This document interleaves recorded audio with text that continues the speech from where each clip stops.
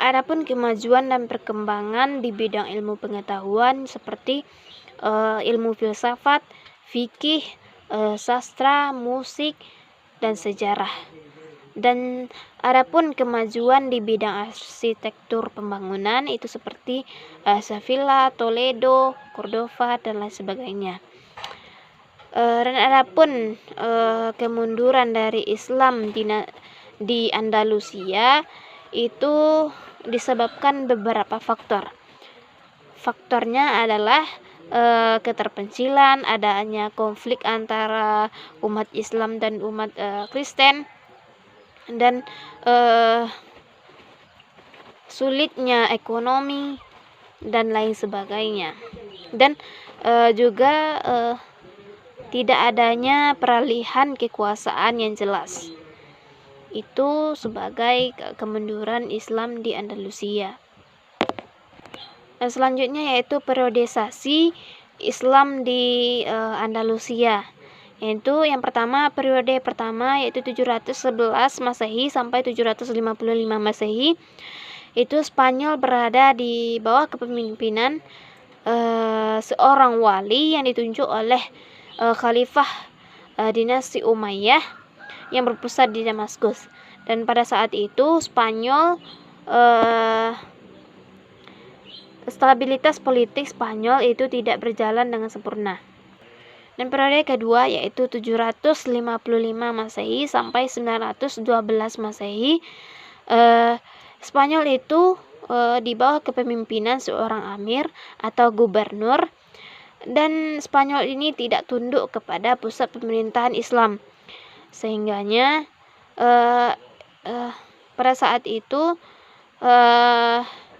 pusat pemerintahan yang berpusat di Baghdad. Dan periode yang ketiga yaitu 912 Masehi sampai 1013 Masehi. Pada periode ini Spanyol diperintah atau berkuasa di bawah pemerintahan seorang penguasa yang digelar dengan khalifah. Dan pada saat ini Spanyol mengalami kemajuan dan kejayaan yang sangat memuncak. Dan pada masa dinasti atau daulah dinasti Abbasiyah. Dan pada saat itu Ar-Rahman An-Nazir itu membentuk atau mendirikan sebuah universitas yang disebut dengan Universitas Cordoba. Yang selanjutnya yaitu periode keempat, yaitu pada tahun 1013 Masehi sampai 1086 Masehi. Pada saat ini Spanyol mengalami pertikaian sehingga terbagi ke 30 lebih dari negara-negara kecil, sehingga negara-negara kecil ini di bawah pemerintahan seorang raja atau al-mulukut Tawaif yang disebut itu, pada yang berpusat di kota-kota seperti Sevilla, Cordova, dan Toledo. Dan pada saat ini Islam mengalami atau memasuki masa pertikaian. Dan selanjutnya periode kelima, yaitu pada periode yang kelima itu pada tahun 1086 Masehi sampai 1248 Masehi.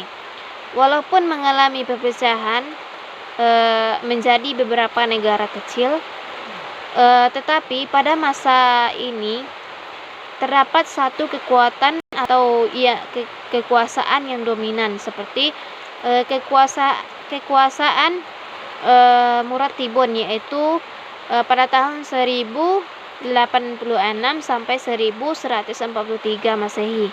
Dan yang kedua yaitu kekuasaan dinasti Muwahhibun, yaitu pada tahun 1146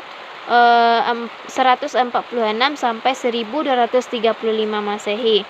Dan selanjutnya itu periode ke-6 pada tahun 1248 sampai 1492 Masehi. Pada masa ini Islam hanya berkembang di Granada, tetapi di bawah kepemimpinan dinasti Bani Ahmar, yaitu yang berkuasa pada tahun 1232 Masehi sampai 1492 Masehi. Dan peradaban Islam kembali berkembang atau mengalami kemajuan seperti pada masa Ar-Rahman An-Nazir yang telah mendirikan sebuah universitas, yaitu Universitas Cordoba. Jadi itulah periodisasi Islam di Andalusia.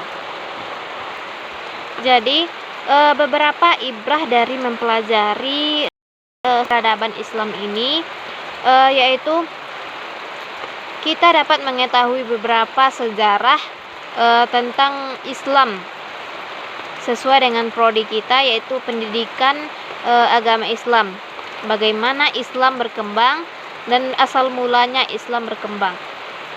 Jadi sangat banyak ibrah dari mempelajari sejarah peradaban Islam dan menambah ke ilmu pengetahuan dan ilmu sejarah kita, dan bagaimana kita menghayati dan menghormati dari sejarah atau tokoh-tokoh yang sangat berjasa dalam kemajuan Islam sampai saat sekarang ini, dan ilmuwan-ilmuwan yang dapat kita ketahui dan pelajari keteladanan dan suri tauladan atau keistimewaan dari tokoh-tokoh tersebut.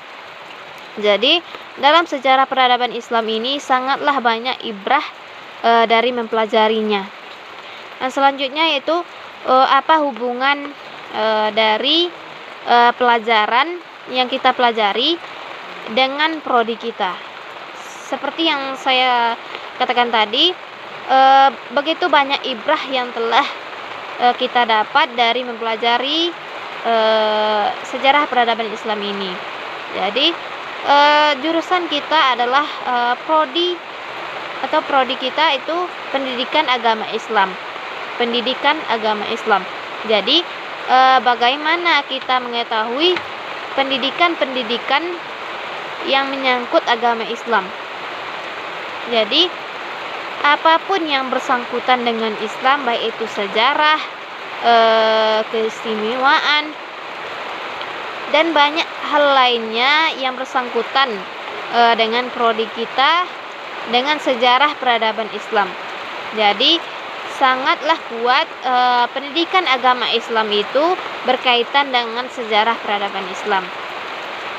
Jika kita tidak mempelajari sejarah peradaban Islam, sudah tentu kita tidak akan mengetahui bagaimana pendidikan Islam pada masa dahulu dan bagaimana ajaran yang telah diajarkan oleh Rasulullah SAW melalui sejarah yang kita dengar.